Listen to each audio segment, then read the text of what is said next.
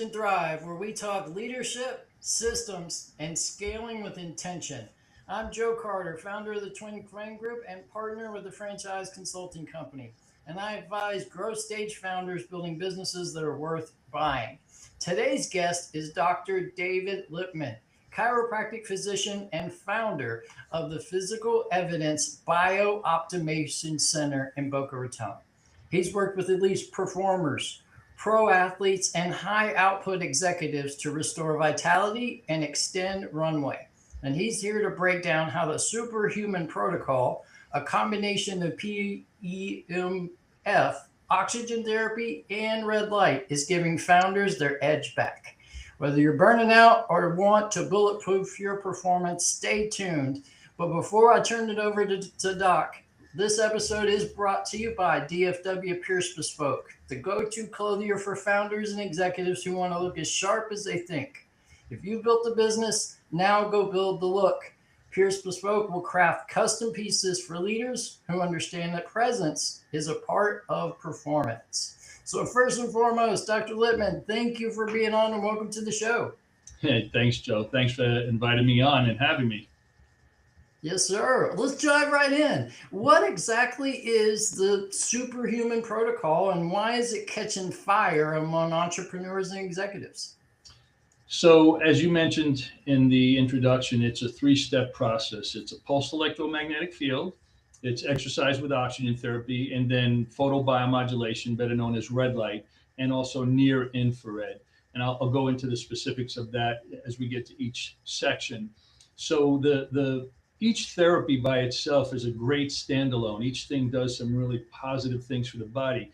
But Jason Tabot from Da Vinci Medical had accidentally found, by combining these three in this order, that it had a supercharging effect on our cellular function.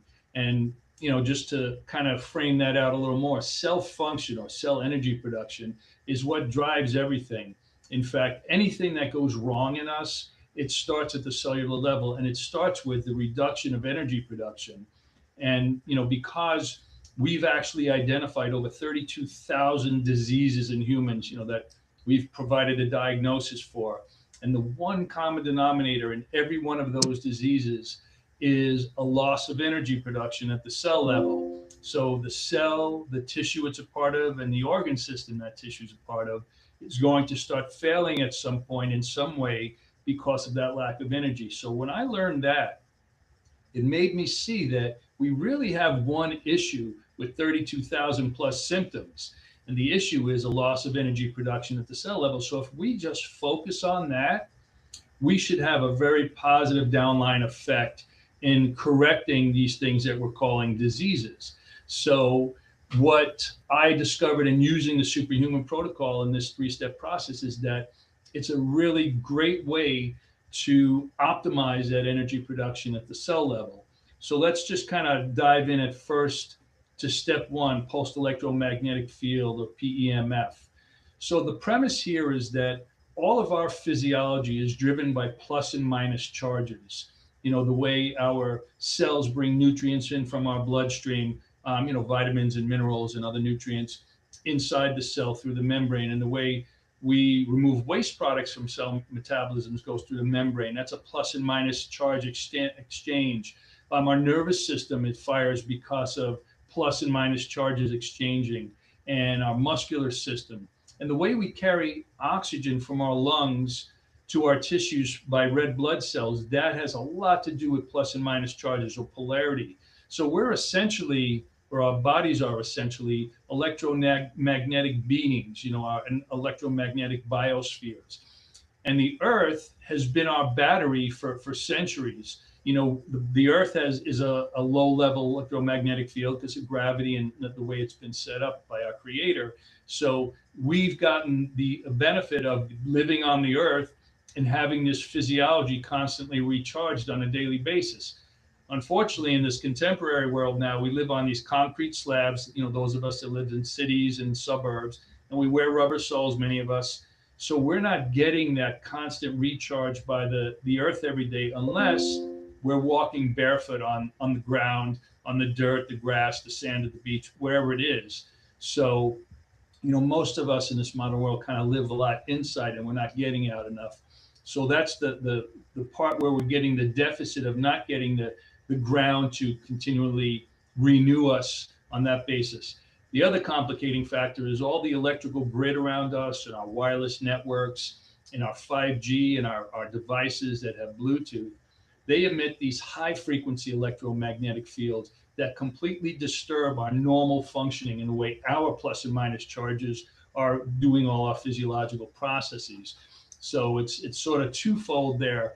So with the pulsed electromagnetic field as a therapeutic process, we're starting off from the beginning in optimizing that body's polarity again. So it's going to help all that physiology work better. Our cells are going to communicate better together, but it really is going to help prep our red blood cells to carry that oxygen from our lungs into our tissues, because the ultimate end game here is to optimize oxygen therapy or oxygen into the cells to make energy, because oxygen presence in the cell is how we optimize energy production. Because if our cells, as an example, make energy without oxygen present, they're only running at about 2 horsepower. It's not horsepower, but think of it that way. But when oxygen is present, it's running at 36 horsepower. So the difference between running a 2 horsepower cell and a 36 horsepower cell is really what we're talking about in how the Superhuman Protocol overall fuels us, but starting with PEMF, how that piece fits into the overall pop. So we're going to, again, focus on in step 1, getting that polarity solid so our red blood cells are really geared up to carry oxygen. So that's step 1. Do you have any questions or anything that you wanted to ask about that part? No? Now about that part, you're blowing my mind so far. Two to 36 horsepower is a pretty big jump. It is. I mean, that's the superhuman effect. So now being prepped at that higher level of physiological function, plus or minus charges, we're now ready for step 2, which is exercise with oxygen therapy, or EWOT for short. So we have, and the exercise really isn't important. We have a Bowflex stepper where there's upper and lower body being engaged. The idea here is to get the heart rate up. But what we're doing during this time is we're doing exercise wearing a mask that's connected to a cylinder that has 98% oxygen purity. We typically only breathe in about 21% in our room air or our atmosphere, but this is 98%. So during exercise, when we're creating the need for more more oxygen to be drawn into the body, we're actually providing it at almost 5 times the amount. We don't actually need that much, but all the compressors that have been created out there, they go to 98%. So we're actually getting 98% oxygen concentration while exercising. And so you only need to exercise for about 10 minutes. You'll do 2 or 3 sprints in that time, because when you do sprints, you create oxygen debt. So you're creating an increased pressure of oxygen coming into the lungs and into the tissues to repay that debt. But now, of course, we're repaying it with 98% oxygen concentration instead of only 21. And one of the unique things we see each and every time is, like, typically when we do sprints, the first couple are your best and you start to lose gas after that. Well, it's the opposite with EWOT, because you're actually getting better recovery with each sprint, more oxygenation in your tissues. The oxygen presence is going to help dissociate the lactic acid that builds up, like in your legs or your arms, into carbon dioxide and water at a much higher level than we typically do. And plus, because we're getting all that oxygen to our tissues to recover from that sprint, we're getting back to a normal resting heart rate much faster. So the recovery on EWOT actually gets better and better and better. And we can judge or measure the intensity of each sprint. And with everybody, it always gets better and better, because it actually gets easier. So that's one of the first things I noticed the very first day I did it myself. And so again, step 1, we've prepped our red blood cells to optimize oxygen carrying capability. Step 2, we provide that oxygen during exercise, which is going to upgrade the body's need for it in this higher concentration. And this leads us to step 3 with the red light, or the photobiomodulation, where we're going to actually drive that oxygen into the cell, displacing any free radicals that might be damaging that cell and preventing oxygen from coming in. And again, the optimized energy production is because oxygen is present. So now we have so much more oxygen in our tissues than we typically walk around with. now that the red light is driving that into the cell, so our mitochondria is upgrading that ATP production again from 2 horsepower to 36 horsepower.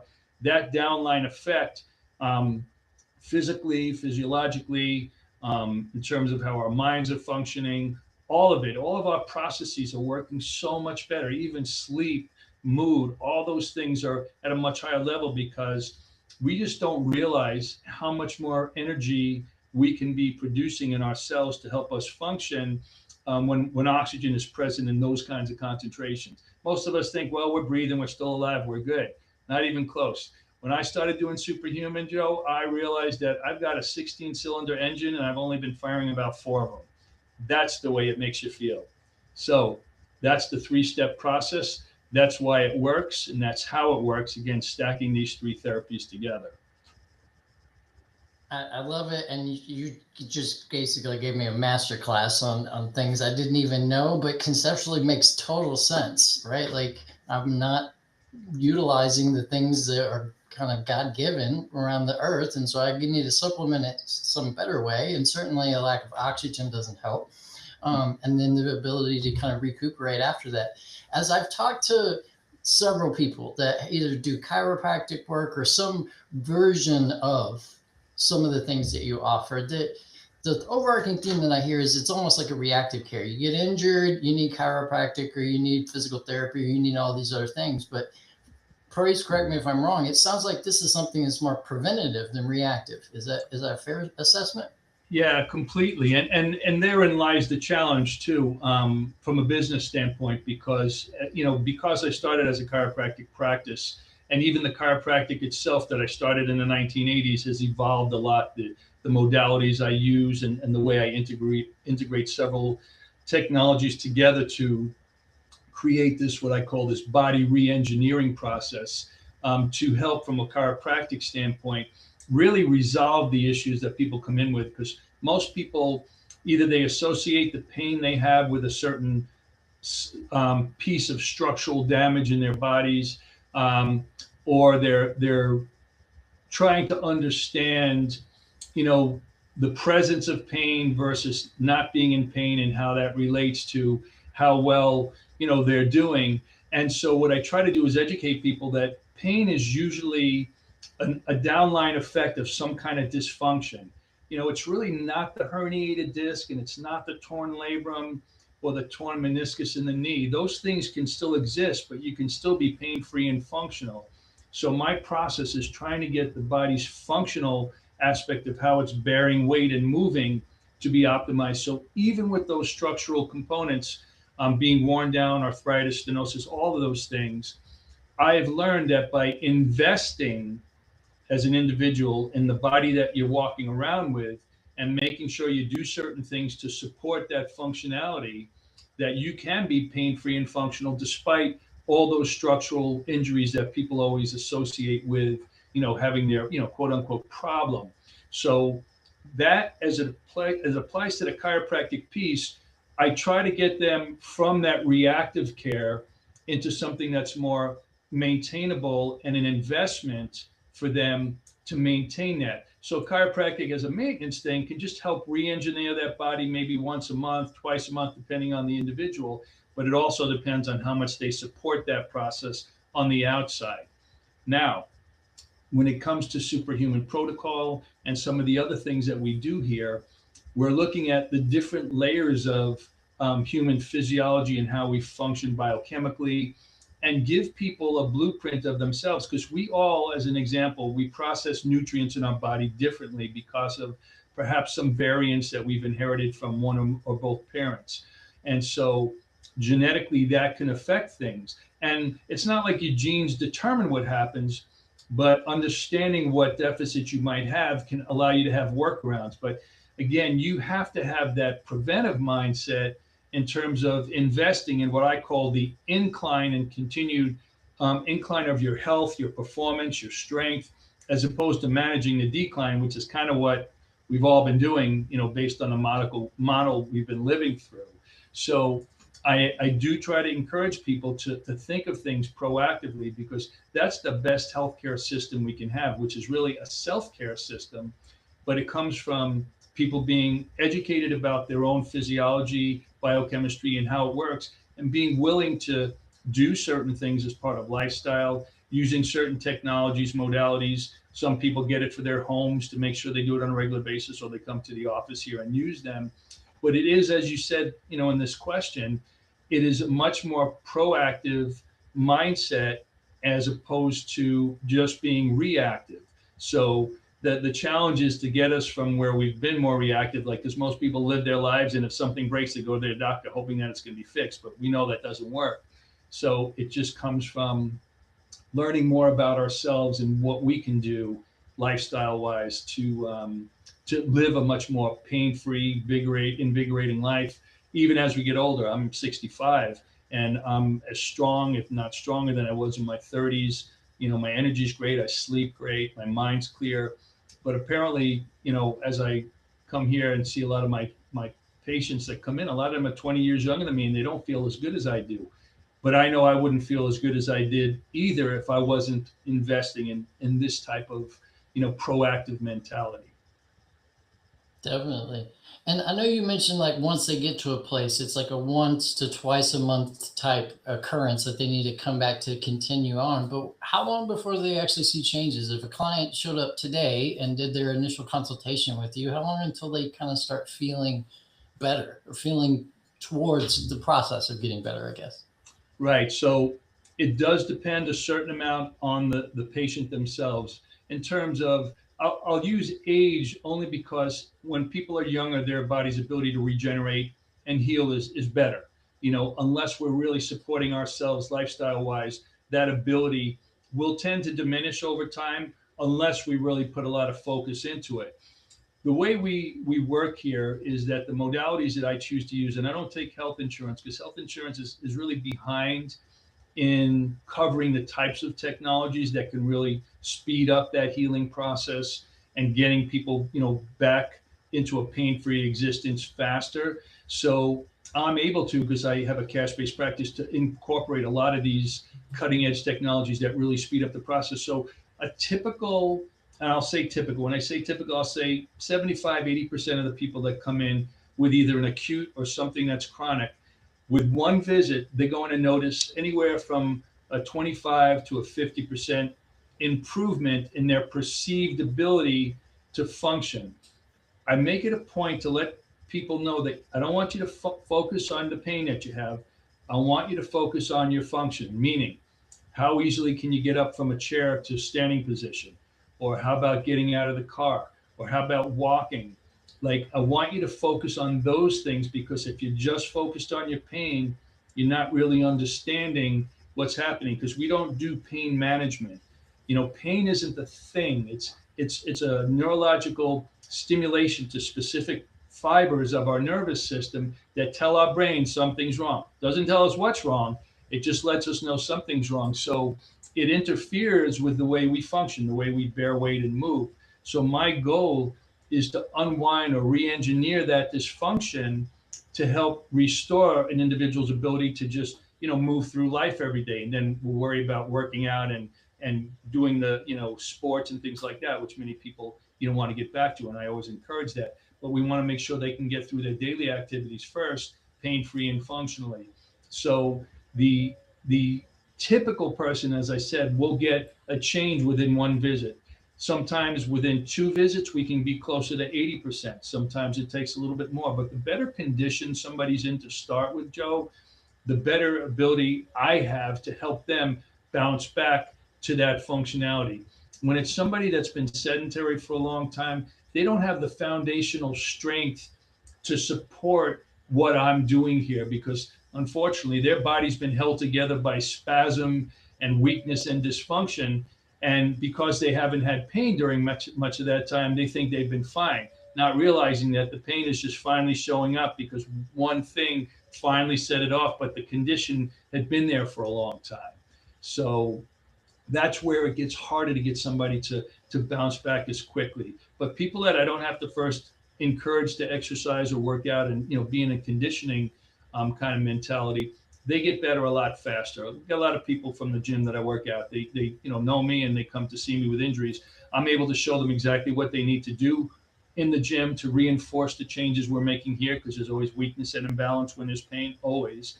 So making sure they get that, as well as the process here. So it really comes down to that individual's investment in themselves, what their lifestyle has been.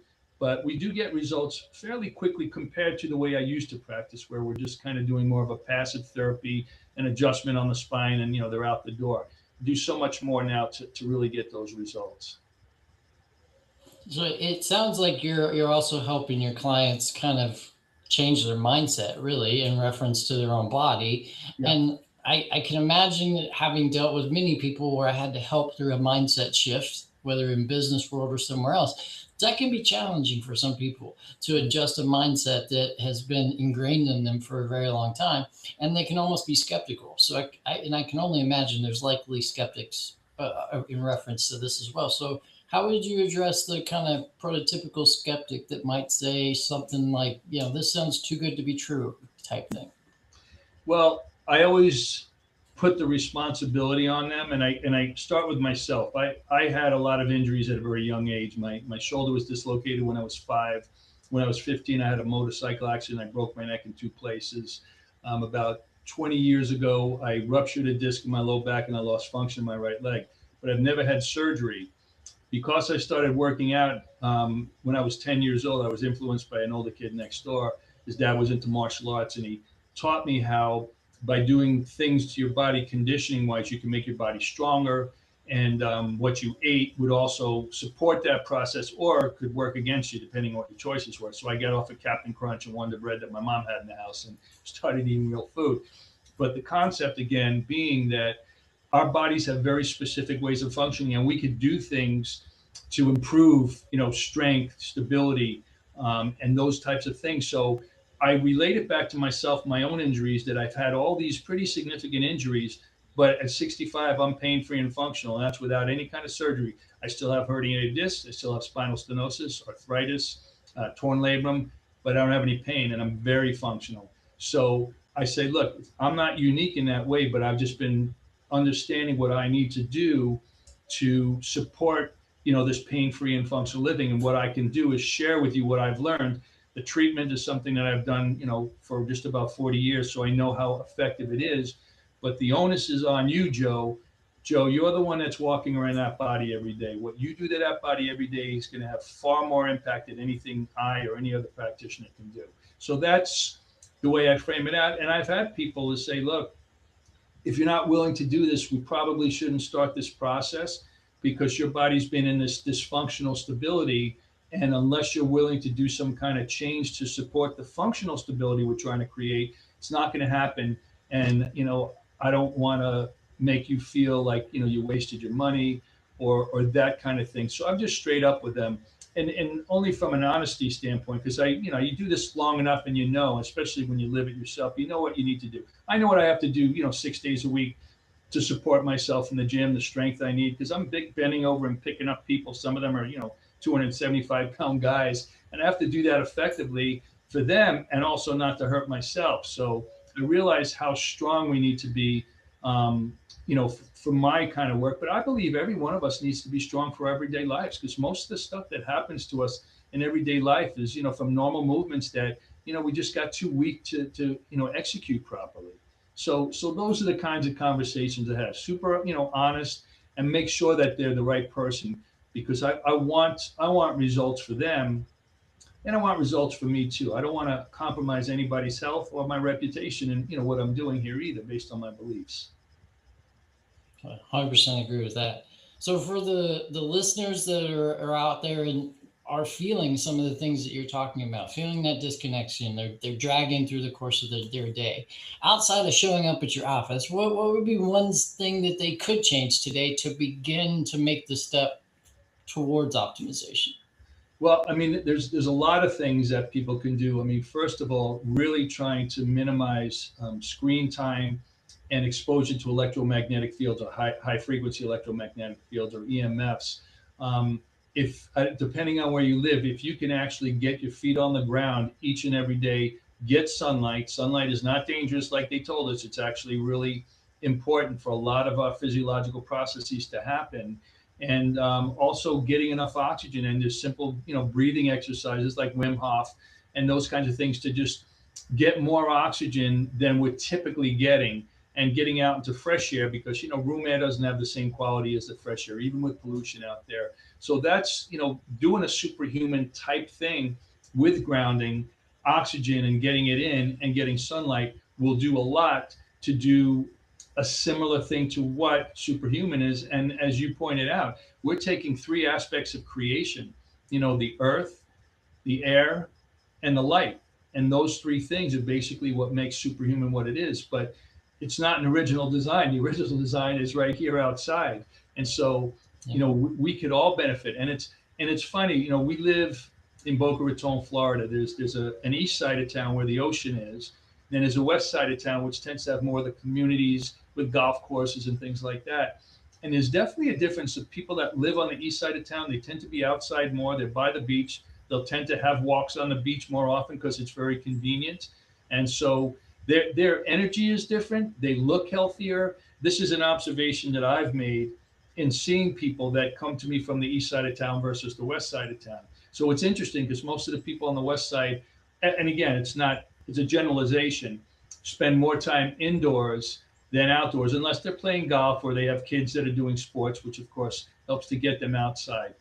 But people in there that are empty nesters, they really have to make it a point to get outside into that environment, so to benefit from how nature supports our bodies, our physiology. So those are certain just easy things to do. The other thing that most people don't realize is the importance of hydration. Even just drinking water is not enough. We need electrolytes. Electrolytes is what helps to get the water inside our cells, because that's where the water is needed. It's not just a question of drinking the water to get it into your tissues. It must get inside the cells to do what it does. And you need electrolytes for that water to be drawn into the cells. So a lot of us are suffering from electrolyte, imbalances or deficiencies, because most of the topsoil that we're getting food grown in doesn't have the mineral content anymore. Many of us are drinking things that actually cause some of those electrolytes in our bodies to kind of leach out. We don't really drink well water anymore, which has its own minerals because it's natural. So bottled water doesn't typically have that. So a lot of people are walking around dehydrated. It will affect energy because it's affecting cell function and cell energy production. So making sure that you get enough electrolytes and water on a daily basis is another thing that can actually be a game changer for some people, because a lot of people are suffering from just that very fact, dehydration. And the general rule is that if you take about half of your body weight in ounces, so if you weigh 100 pounds, you need to be drinking 50 ounces a day with electrolytes. Obviously, if you're exercising on top of that, you might want to add 20% to that. So that's that half your body weight in ounces is just sort of to exist every day. But increasing any kind of activity would require a larger amount. And I say about 20% is about, because that's what I do, and it absolutely works. So that's another thing that's really important. Then there's things that people can do even without coming in my office. We have certain tests that we could perform. We could perform tests on how well their body is processing nutrients, and look, not in their bloodstream, but actually inside their cells, to see what is their nutrition content, because people don't realize it, but all the nutrients that we need, vitamins and minerals, people know we need them, but they don't really know what function they perform. Well, it's all inside the cell that it performs these functions. So when we test nutrients, we don't test the bloodstream. We test inside the cell. So you're looking at about the last 6 months of how your cells have been doing. Because when we look at a blood test that a doctor would typically get us, look at our magnesium, our potassium, our vitamin D levels, we're looking at the last 3 days of our lives. We're not looking beyond that, because that's not where the nutrients are doing their work. But when we look inside the cell, we're looking at about 6 months worth. And that's where you really can have a better picture of how well your nutrition and or supplements are supplying your body's needs. So I love metrics because numbers don't lie. And the cool part about these numbers is that they will correspond to the way people feel. And a lot of times people are walking around, with brain fog and lethargicness, like in the middle of the afternoon, because they don't have the nutrients they need for their body to function at that optimal level. So those are two really important things that people can do without having to necessarily walk into my office. And the final thing, which I think we really reference back to the beginning of this whole conversation, is how well are our mitochondria making energy in our cells? And there's a test that actually can determine how well your mitochondria are doing it, because let's say nutritionally you're at a deficit, your mitochondrial membrane might be leaking out protons when it's making energy. So your engine's revving, but it's not really going anywhere. So by identifying what's the deficit in a mitochondrial membrane and what nutrients you might be lacking, that can help build that back, which is going to help, again, upgrade energy production. Or we can look at how well the mitochondria within a given cell are working together. You know, how many pistons are firing together, or is the timing off? So those things, I'm relating it to a car, but it's a very good metaphor, because we have multiple mitochondria in any given cell, and if they're not working together timing wise, it's going to cause dysfunction in that energy production cycle. Or are people really wrought with free radical damage and oxidative stress? That's another thing that will reduce energy production. So maybe at rest they're doing okay, but when they increase stress of any kind, physical or emotional, they're not doing as well. So identifying these deficits and then having protocols to fix them at the cell level is a really big one. And to me, that's one of the most important tests anybody can take. So these are some of the things people can do without physically walking in here to get some of that information about themselves. Boom, there you go. Free advice and stuff that virtually everyone can go execute. Go outside, get in the sun, do a little bit of exercise, drink electrolytes, not just water, get some basic blood tests done to understand where your body is today. So that free advice and a masterclass in reference to biooptimization. This has been gold, Dr. Lipman. If there is a listener, or if they know somebody, whatever, that would need your service, how do they reach out to you and your team to learn more about it? Well, we have an online form fill. It's at physicalevidenceconnect.com, Physical Evidence Connect. So you can provide your information. There's a drop down menu if you have specific questions about any of the things we might have spoken about, but there's also a little custom box where you can go in and put any particular questions. And if there's anything I don't know, many times I'll refer them to somebody that might be much better at that than I am. So I like to be a resource, whether it's the information I can provide directly or send people to somebody that might be focused more on that. And so to me, that's still doing my job. So that's one way to get us. We're also, well, we're changing because we're rebranding. So we have been Boca Raton Chiropractor on Instagram. So you can obviously follow us and DM us there. And but Physical Evidence, Boca Raton, Dr. David Lipman. There's many ways to reach us, but physicalevidenceconnect.com is an easy one. Fantastic. And if you didn't catch it, just scroll down in the commentary. I will be sure to include all of those links to the website, the forum, the Instagram, all that stuff, so you can reach out directly to Dr. Lipman and his team to get all your questions answered. Obviously, you've given us a tremendous amount of free advice today in reference to just some basic things that we can do, and then how we can leverage you to go superhuman. This has been not just necessarily like treating symptoms. To your point earlier, it's about restoring them back to what was originally intended their body to be. And that's what ultimately matters most, in my opinion. So I can't thank you enough for taking time. I know you're a super busy guy. So thank you for being on for us and our audience. We sincerely appreciate you, sir. My pleasure, Joe. Thanks for having me on. And I really love to have opportunities like this to share this information, because it's of no value if I just have it for myself. The key is sharing it so many people can benefit from it. And they just need to know more about how their bodies function. They need to be their own primary care docs with more information to know how to, conduct themselves to give them the best chance of feeling good. And again, that's about investing in that incline of your health and well-being instead of just managing the decline. Couldn't agree more. When you feel good and you look good, you play good, you execute good. So it's hard to do the second two of those without the first two. And you're certainly helping really the first two not only get to a place of equality, but get to a place of optimization. So again, thank you so much. Thank you to our audience. I appreciate you. Until next time, continue to get out there, lead with clarity, build with strategy, and thrive on purpose. Thank you, everyone. Have a fantastic rest of your day.